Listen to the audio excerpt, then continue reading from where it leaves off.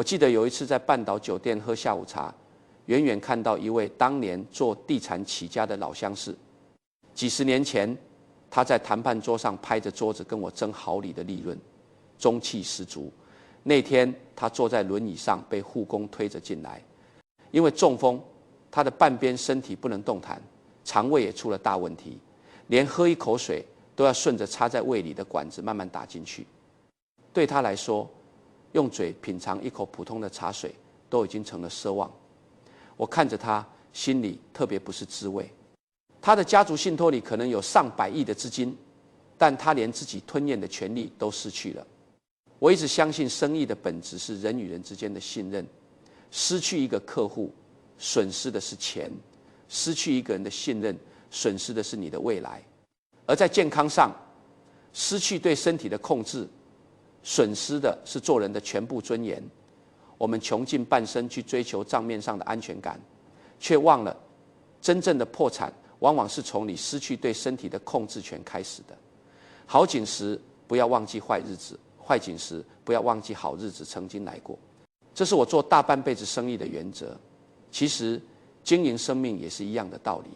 人到了下半场，游戏规则已经彻底变了。上半场我们拼谁能赚钱，下半场咱们拼的是什么？拼的是谁活得长，拼的是谁活得有质量，拼的是谁能在阳光明媚的早晨自己上厕所，自己走路去逛公园。你现在的身体已经是一家运转了几十年的老企业了，各个部门的机器都在老化。这个时候，如果你还按照20多岁的标准去给他输送原料，这家公司迟早要面临破产重组。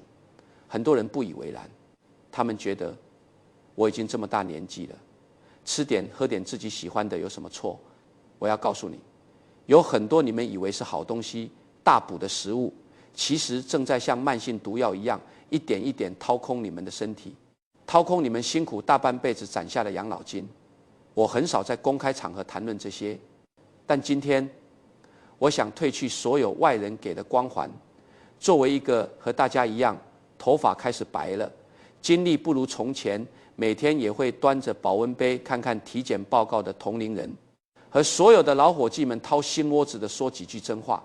即便是现在，我依然戴着几十年前的手表，穿着简单的深色西装，因为我认为炫耀是一种软弱，真正的强者从不需要向外证明什么。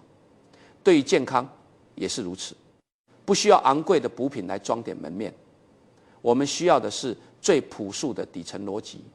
炫耀财富是一种软弱，真正的强者从不需要向外证明什么，他们只关心自己能否在岁月面前保持体面退场的资格。接下来我要讲的是关于餐桌上的商业机密，这可能会颠覆你过去几十年对于吃的认知。我们每天的一日三餐，表面上看是满足口腹之欲，本质上这是你对你身体这家企业进行的每日高频投资。钱是最容易失去的东西，遇到一次金融风暴，可能就灰飞烟灭了。但一个人的品格一旦建立，比任何资产都难被摧毁。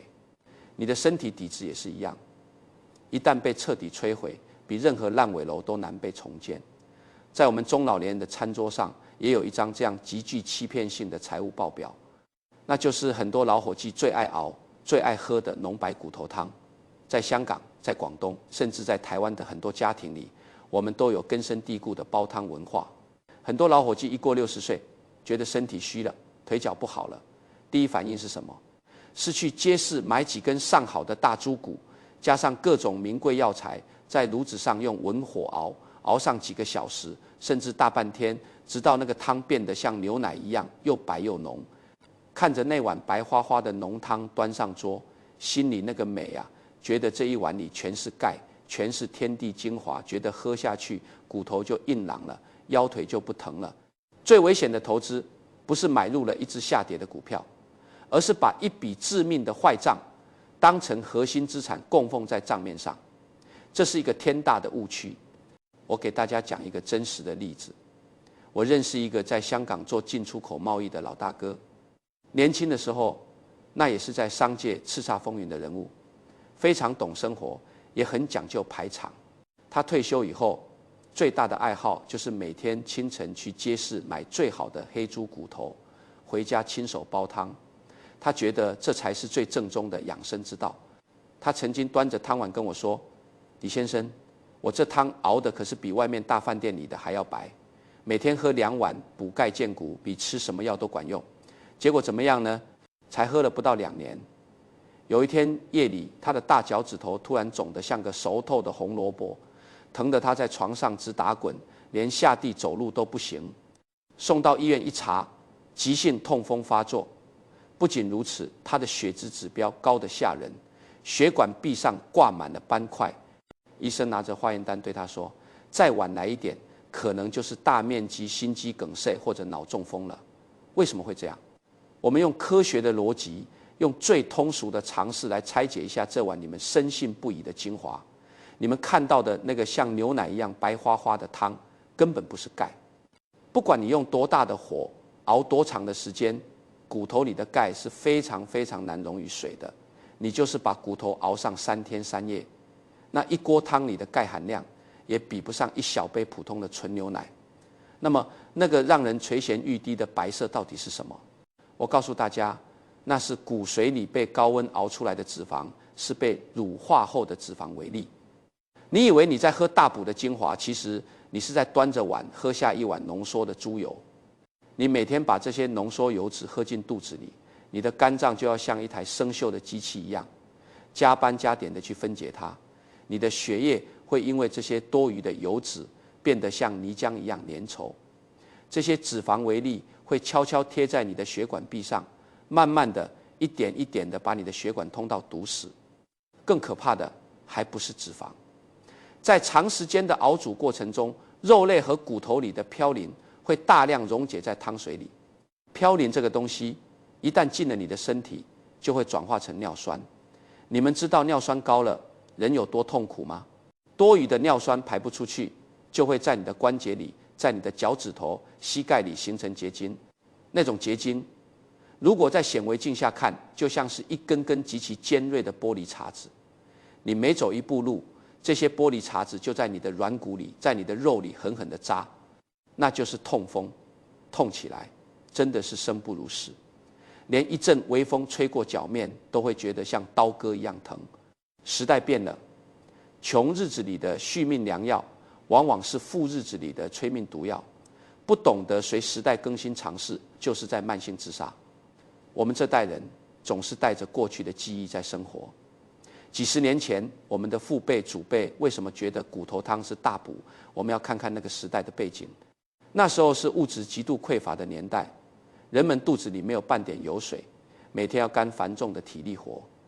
那时候的一碗浓汤里的脂肪，是能提供救命热量的奢侈品。有些老伙计可能会说：“可是我都喝了一辈子了，现在让我戒掉，我不习惯也不舍得，这种心态我太熟悉了。”很多企业在面临危机时，老板明知道某项业务已经严重亏损，却因为投入了太多感情和时间，迟迟不肯砍掉。最后的结果就是这块烂肉把整个公司拖入深渊。做生意要懂得及时止损，在餐桌上清理不良资产，把毒药倒掉，就是你晚年回报率最高的一笔风险对冲。以后想补钙，其实非常简单，也非常便宜。每天早上1杯纯牛奶或者无糖酸奶，中午多吃一点深绿色的蔬菜，这才是真正有效、零风险的优质投资。不要被表面的浓白所欺骗。商业世界里，越是包装的花里胡哨，承诺高额回报的项目，往往越是杀猪盘。餐桌上也是一样，越是浓郁，越是经过长时间破坏性熬煮的汤水，里面隐藏的债务危机就越深。老伙计们，听我一句劝，把那些浓白骨头汤从你的餐桌上彻底淘汰掉吧。这就叫清理不良资产，这就叫壮士断腕。不要觉得可惜，当你少喝一口油脂，你的血管就多了一分生机。但这还不是最致命的。接下来我们要面对的，是我们这代人因为历史烙印最容易犯下的一个致命错误。很多人为了省下几块钱，正在亲手给自己的身体埋下地雷。这就是我们接下来要聊的沉没成本。我们常常品读古人的大智慧，节俭、毫无疑问是我们骨子里最深的烙印，也是我们这代人能够走到今天的底色。1960几年的时候，香港遭遇过极其严重的大旱，那时候4天才供一次水，一次只供4个小时。街坊邻居排着长队去接水，谁家要是敢倒掉半碗剩饭、半盆残水，是要被人戳脊梁骨的。我们在那种环境里熬过来，对1米1粟的珍惜，已经变成了身体的本能。在我们的饭桌上，那些隔夜的剩菜、发软的剩饭，还有各种老咸菜，就是最典型的沉没成本。你为了舍不得倒掉那一盘只值几十块台币或者10几块港币的剩菜，最后付出的代价可能是几十万、上百万的医疗费，甚至是生命的代价。我给大家讲一个发生在台北的真实故事。有一位陈阿姨，她是一位极其勤俭持家的传统母亲，一辈子为了儿女操劳。她家里有一个雷打不动的规矩，不管做什么菜，只要没吃完，绝对不倒，一定要放进冰箱，第2天、第3天接着吃。有时候菜热了好几遍，颜色都已经发黑发软了，她还是一口口咽下去，嘴里念叨着不要糟蹋粮食。除此之外，她最喜欢的就是自己腌的各种酱菜和咸菜疙瘩，觉得用这个下稀饭既省钱又踏实。结果呢，前几年陈阿姨总是觉得胃隐隐作痛，经常反酸。为了省钱，她不愿意去大医院检查，自己随便买点胃药压一压。直到有一天，她疼得直接晕倒在厨房里，送到医院一做胃镜，全家人都崩溃了。胃癌晚期，医生在了解了她的饮食习惯后，非常痛心地告诉她的儿女，这就是长年累月吃剩菜和腌制食品惹的祸。陈阿姨在病床上哭着对儿女说，我这一辈子就想给你们多省点钱，多攒点家底，怎么到头来反而成了你们最大的拖累。为了给陈阿姨治病，家里不仅花光了所有的积蓄，还卖掉了一套房子，但最后依然没能挽留住她的生命。剩菜剩饭放在冰箱里，你以为它只是变凉了，其实里面正在发生极其可怕的化学反应。尤其是那些绿叶蔬菜，在放置几个小时之后，里面的硝酸盐就会在细菌的作用下大量转化为亚硝酸盐。当你把这些隔夜菜吃进肚子里，亚硝酸盐进入胃部，会和蛋白质分解出来的胺类物质结合，形成一种叫做亚硝胺的东西。老伙计们，亚硝胺可是医学界公认的强烈致癌物啊！你每吃一口放了1夜的绿叶菜，你每咬一口腌制的不够透彻的老咸菜，就等于是在往你的胃黏膜上投掷一颗微型炸弹。年轻的时候，我们的胃黏膜修复能力强，可能感觉不到什么，但是上了年纪，胃黏膜本来就已经萎缩变薄了，你再去无休止的刺激它，细胞在反复的破坏和修复中，就极其容易发生变异，最后长出肿瘤。除了致癌物，还有老咸菜里严重超标的盐分。我们老年人的肝脏和肾脏排毒功能已经大幅度下降了。吃下这些高盐的食物，就像是在企业里隐藏的毒性文化，每天都在增加你肝肾的运转负荷。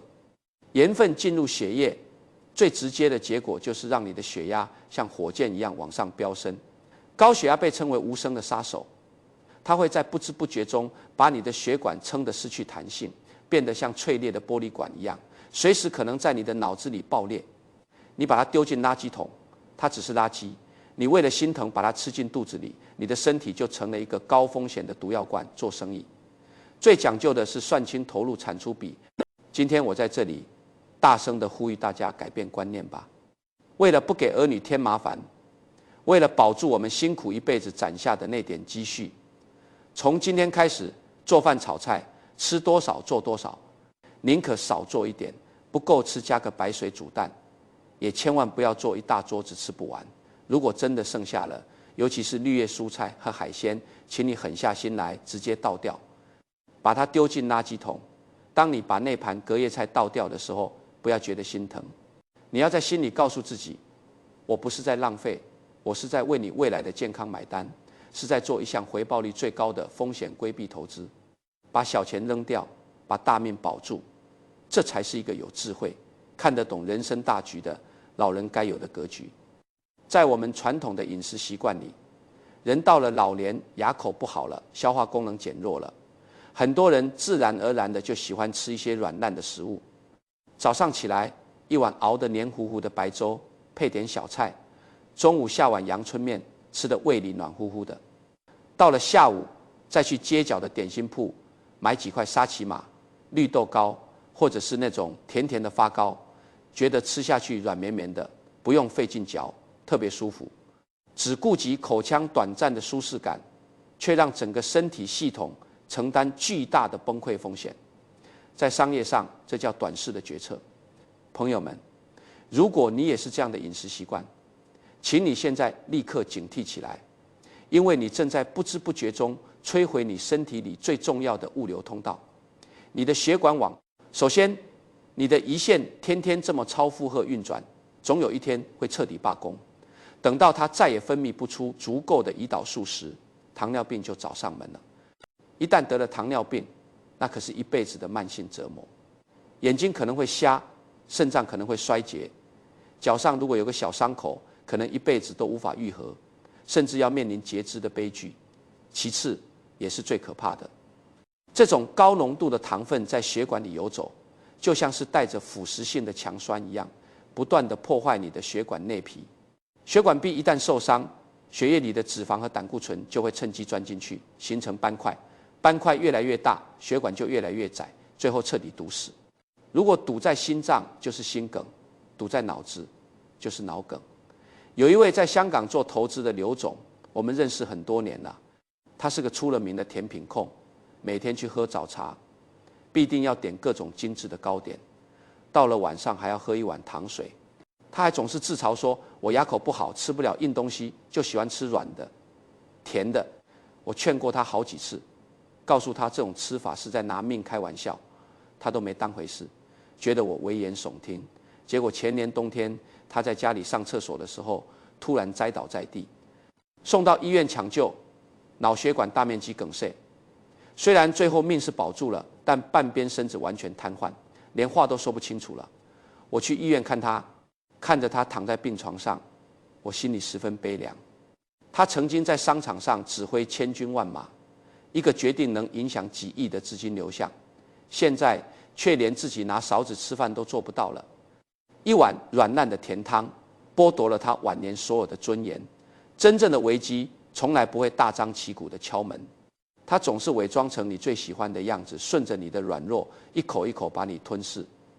所以，老哥哥老姐姐们，听我一句劝，为了我们的血管能通畅，为了我们老了还能行动自如，一定要警惕这些甜蜜的陷阱，不要被软烂好消化的表象骗了。我们要学会给身体这台机器换一种更稳健的燃料，把你家米缸里那些过于精细的白米白面换一换吧。煮饭的时候抓一把糙米，抓一把燕麦，或者放点红豆、黑米进去。虽然吃起来可能有一点点粗糙，需要你多嚼几下，但这些粗粮里的膳食纤维就像是给你的血糖穿上了一件防弹的减震衣，它们会让葡萄糖极其缓慢、平稳地释放到血液中，让你的血糖曲线变成一条平缓的波浪线，保护你的血管不受任何剧烈的冲击。投资是为了对抗未来的不确定性，放弃一时的口感，换取几十年的血管通畅，这笔账任何一个精明的商人都应该算得清。讲完了这3个必须被坚决清理的不良资产，我知道很多老伙计心里已经在打鼓了。李先生，你这也不让吃，那也不让吃，那我们这把年纪到底该吃什么？到底投资什么才能让身体这台老机器平稳运转？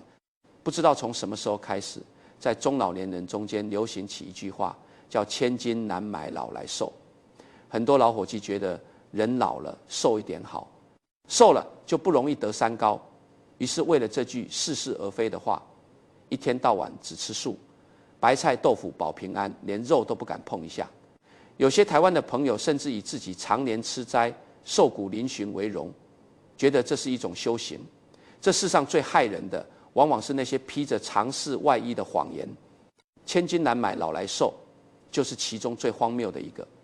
朋友们，这是我听过最荒谬、最害人的谎言。在商业竞争中，一家企业如果没有核心技术，没有属于自己的护城河，只要遇到一点风浪，马上就会倒闭。对于我们老年人来说，身体的护城河是什么？绝对不是你肚子上的肥肉，而是你的肌肉。这就是我们身体最需要重仓的第一支蓝筹股。优质蛋白质，也就是肌肉护城河。随着年龄的增长，我们体内的肌肉正在以极其可怕的速度流失，这在医学上叫做肌少症。肌肉一少，你连站都站不稳，走路轻飘飘的。为什么那么多老年人一摔跤就骨折，甚至因为一次摔跤就再也起不来了？根本原因不是骨头脆，而是因为你没有足够的肌肉去包裹和保护你的骨骼。不仅如此，我们身体里的免疫细胞、抗体，它们全都是由蛋白质构成的。就像是一支保家卫国的军队，你天天吃素，蛋白质摄入严重不足，你的免疫大军就没有武器弹药，怎么去对抗外来的病毒和细菌？经历了2003年的非典，我深刻地明白一个道理：在席卷而来的危机面前，能救你的只有你自身的抵抗力。为什么流感一来，先倒下的总是那些骨瘦如柴的老年人？因为他们身体里根本没有抵抗力。所以千万不要再迷信什么老来瘦了。真正健康的老年人，应该是微胖的，并且是那种身上有肉、捏上去结实的微胖。那肌肉怎么来？靠吃优质蛋白质长出来，不需要去买什么昂贵的保健品。最好的蛋白质就在楼下的菜市场里。每天早上雷打不动吃一个水煮蛋，那是大自然赐予我们最完美的蛋白质来源。中午或者晚上一定要吃肉，但是要挑好的肉吃。多吃2条腿的，比如去皮的鸡肉、鸭肉；多吃没有腿的，比如深海鱼虾，特别是深海鱼，比如三文鱼、鳕鱼、鲈鱼，里面还含有丰富的 Omega-3脂肪酸，那是能够帮助你的大脑抗击衰老、预防老年痴呆的好东西。把买那些昂贵补药的钱省下来，多买点好鱼好肉，把自己的身体吃得结结实实的，这就是你最好的养老保险。一家没有现金流的企业扛不过冬天，一个没有肌肉的老人扛不过一次普通的摔跤。我们要重仓的第二支蓝筹股是高膳食纤维，也就是肠道的物流大军。我这辈子做过很多生意，其中很重要的一块是投资全球的港口和物流网络，所以我太清楚物流系统对于整个社会运转的重要性了。一旦物流通道堵塞，货物堆积，整个体系就会在瞬间陷入瘫痪。我们身体的肠道就是一个极其庞大的物流中心，我们吃进去的食物残渣、代谢废物都要通过肠道排出去。但是随着年纪变大，肠道的蠕动能力下降了，物流速度变慢了，很容易造成拥堵。很多老年人都有便秘的困扰，几天解不出来，憋得满头大汗，甚至因为用力过猛，引发了脑充血、心绞痛。这些停留在肠道里的垃圾，还会释放毒素，被肠壁重新吸收，让人脸色发暗，各种慢性病接踵而至。怎么解决这个拥堵？靠天天吃通便的药去打通吗？那只是治标不治本，就像你用爆破的方式去清理航道，迟早把航道给毁了。真正治本的方法是给你的肠道雇佣一批强有力的快递小哥，这就是膳食纤维。膳食纤维在进入肠道后，虽然不能被身体吸收，但它会像海绵一样吸收水分，膨胀变大。它就像是一把柔软的刷子，在肠道里一路向下，把那些粘附在肠壁上的陈年垃圾、毒素通通裹挟起来，推向出口，顺畅地排出体外。所以我们的餐桌上每天必须有足够的高膳食纤维食物。深绿色的叶子菜，比如菠菜、芹菜、芥蓝，每一顿都不能少。还有十字花科蔬菜，比如西兰花、花菜，它们不仅纤维高，还含有抗癌物质。除了蔬菜，还要多吃一些菌菇类，比如香菇、木耳。木耳被称为血管的清道夫，能帮你清理血液里的垃圾，让这支强大的物流大军每天在你的肠道里巡逻清扫，你的身体内部环境就会变得干干净净，人自然就会觉得轻松年轻。人体的运转就像港口调度，哪怕你拥有最顶尖的货轮，如果航道被垃圾堵死，整盘棋也只能是一滩死水。我们要重仓的第3只蓝筹股是优质脂肪，也就是血管的高级润滑油。很多老伙计一听到脂肪这2个字，就吓得连连摆手，觉得脂肪就是导致肥胖、高血脂的罪魁祸首。这也是一个极大的误区。我们打个比方，一辆跑了几十万公里的老汽车，如果你不给它的发动机加润滑油，齿轮干磨很快就会报废。我们的大脑、神经系统还有细胞膜都需要脂肪的参与才能正常运转。缺乏脂肪，你会变得记忆力减退、皮肤干燥，甚至免疫力低下。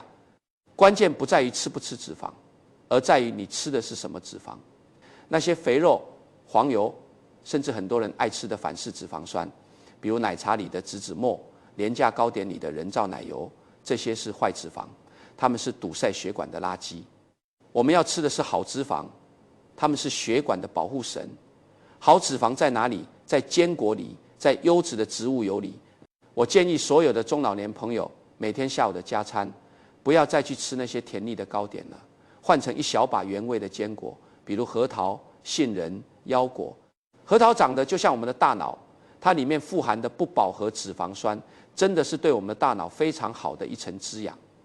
在厨房用油上也要做一次升级，把那些便宜的色拉油、调和油收起来，炒菜或者凉拌的时候，多用一点特级初榨橄榄油，或者是亚麻籽油、紫苏油。这些油里含有极其丰富的单不饱和脂肪酸，它们不仅不会堵塞血管，反而能像高级的润滑剂一样，帮你清除血液中的坏胆固醇，减轻身体的炎症反应。这是给我们的心脑血管交的一笔极其划算的保养费，千万不能省。聪明人从不为了省钱而去买劣质机油。你给心脏和大脑交的保养费，老天爷最终都会连本带利的还给你。投资自己永远是稳赚不赔的买卖。把这3只蓝筹股牢牢攥在手里，你的晚年就有了最大的底气。接下来我要和大家聊聊人生的最终资产负债表。当我们即将走到终局时，到底什么才是真正属于我们的？1997年亚洲金融风暴，或者2008年的金融海啸，我都亲身经历过。很多百亿富豪一夜之间资产清零，甚至跳楼跳海。那时候我明白了一个道理，在狂热的市场里，存折上的数字只是一个暂时保管的结果，而在人生的下半场，真正的赢家是那些懂得把焦点收回到自己身上，懂得投资自己身体的人。下半场，我们不再比谁的商业帝国版图更大，我们比的是谁活得更长久，谁活得更有尊严。我们比的是谁能在阳光明媚的早晨，自己走到公园里去打一套太极。今天这支视频，就是我送给大家的一把健康之伞。不妨动动手指头，把它收藏起来。更重要的是，把它转发到你的家族群里，转发给你身边那些还在天天熬着浓白骨头汤，舍不得倒掉剩菜的老伙计们。很多时候，我们自己作为亲人说破了嘴皮子，家人未必听得进去。但借着这把伞，借着这个视频，也许就能在潜移默化中改变一个老伙计的后半生，也许就能挽救一个家庭的幸福与体面。这也是在做一件功德无量的好事。维多利亚港的晚风连连相似，海面上的船只来来往往，50年来皆是如此。但岸边看船的人走了一批又一批，真正的赢家不是买下最多船的人，而是那个站得最久、看得最清楚的人。